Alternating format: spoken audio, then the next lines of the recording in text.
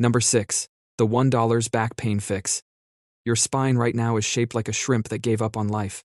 Hours at a desk, hours on your phone, hours pretending you'll fix your posture tomorrow. Meanwhile, your shoulders are creeping forward like they're trying to escape your body. And then someone whispers the magic word: chiropractor, massage therapist, orthopedic chair that costs the same as rent. Or, you could walk into a dollar store and buy a pool noodle. Yes, the colorful foam cylinder normally associated with 6-year-olds and chaotic summer afternoons. Lay it on the floor, lie down with it running along your spine, let gravity gently bully your shoulders backward. That's it, you've created a makeshift thoracic extension tool. Your chest opens, your back muscles unclench, your nervous system realizes it doesn't need to brace for a keyboard attack anymore.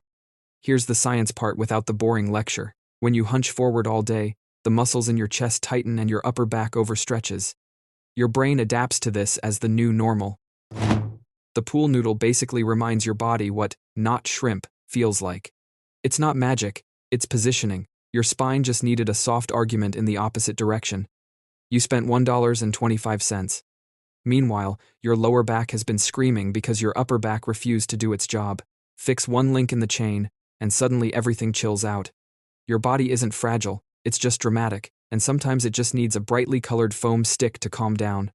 Basically, your posture doesn't need luxury, it needs geometry. Number 5. The $1 productivity hack. You don't need a $400 productivity course. You need a kitchen timer. Specifically, the cheap, obnoxiously ticking, slightly passive-aggressive kind from the dollar store. Because here's the uncomfortable truth: your brain hates forever, it loves just 20 minutes. When you sit down to work and think, I'll finish this whole project, your brain panics. That's a marathon, that's commitment, that's effort.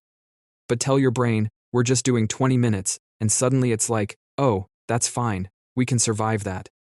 This is basically the psychology behind the Pomodoro technique, but without the aesthetic app and subscription fee. You set the timer, you work until it screams, you stop, you repeat. The ticking sound does something weirdly powerful. It creates urgency. It makes time feel real. You can hear it leaving. Your brain stops floating into abstract procrastination mode and starts operating in countdown mode. And countdown mode is primal. Countdown mode is action. Also, there's something beautifully humiliating about being outperformed by a $1 egg timer. It keeps you honest. Most procrastination isn't laziness, it's overwhelm. Your brain avoids tasks that feel vague or endless. A timer turns finish everything into survive this short sprint. And once you start, momentum does the rest. It's about tricking your brain into thinking this won't take long. Number 4. The $1 Anxiety Diffuser. Some people buy $80 essential oil diffusers that glow like alien technology. You could buy a candle. Specifically, a cheap scented candle that smells vaguely like vanilla-ish or forest-adjacent. Here's why it works. Your sense of smell is wired directly into the limbic system, the part of your brain that handles emotion and memory. It's basically a shortcut. Sight and sound go through layers of processing. Smell just barges in like it owns the place. When you light a candle consistently during calm moments, reading, journaling, winding down, your brain starts associating that scent with safety. Repetition builds the link. Later, when you're stressed and you light that same candle, your brain goes, oh, this smell, this is the we're not dying smell. Is it placebo? Kind of. Is your entire nervous system partly placebo? Also kind of. The ritual matters too. Lighting something intentionally signals a transition. It tells your brain, we are shifting modes. Humans love ritual. We've been doing it for thousands of years. Now it just smells like discount cinnamon. You don't need an app-controlled aroma system with Bluetooth compatibility. You need consistent sensory cues. And maybe fire, responsibly. Your nervous system doesn't care how much you paid, it cares about patterns. So yes, you can spend $80 to feel calm. Or you can spend $1 and train your brain like it's a slightly anxious golden retriever. Number 3. The $1 Stop Losing Everything system. Keys, wallet, phone.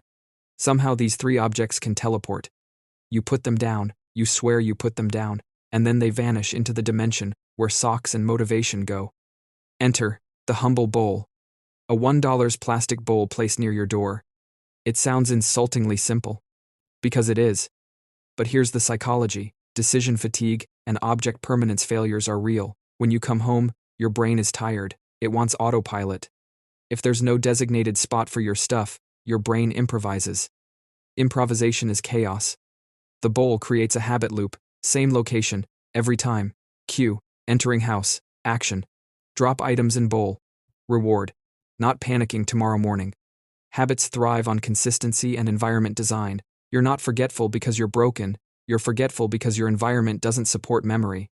When something has one home, your brain doesn't need to track it, the system tracks it. You remove friction, you remove drama. Suddenly you're not tearing apart your apartment at 7:58 a.m. while whisper screaming at inanimate objects. All because of a bowl. Sometimes organization isn't about becoming a new person. It's about giving your current chaotic self a designated landing zone. And yes, that landing zone can be neon green plastic. Number 2, the $1 sleep upgrade. At some point, someone convinced you that better sleep requires a $2,000 mattress, infused with cooling gel, harvested from moon rocks. But your brain? Your brain mostly just wants darkness. Enter the cheap eye mask. It looks like something you'd get on a budget airline that also charges for oxygen. And yet, your brain has a very dramatic relationship with light, even small amounts of it, streetlights leaking through curtains, your phone lighting up at 2:17 a.m. Light tells your brain one thing. It's time to be alive. Darkness tells it, we can power down. This has to do with melatonin, the hormone that basically whispers to your body, hey, maybe stop being conscious. Light suppresses it, darkness allows it to rise. An eye mask is like putting a do not disturb sign directly on your eyeballs. Mask on, we sleep now. You're not relying on willpower, you're using environmental design. And yes, it might slide off at 3 a.m.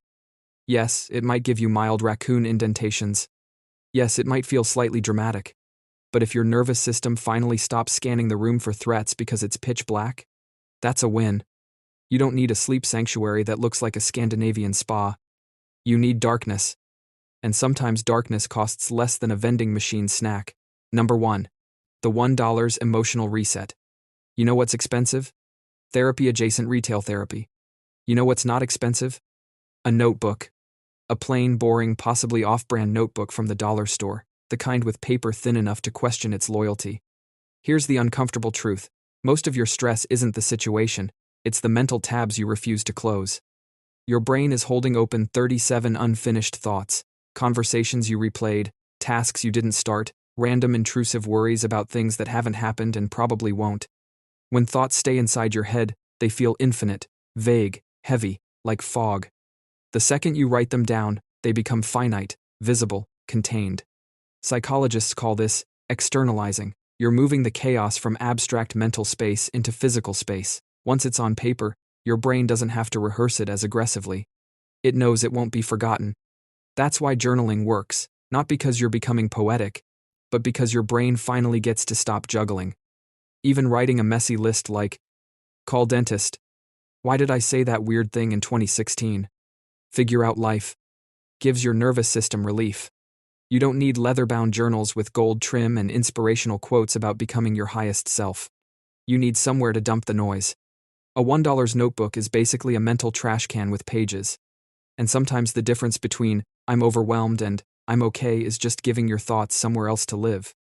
That's all for today. I'll be making similar videos in the future. Subscribe to see them.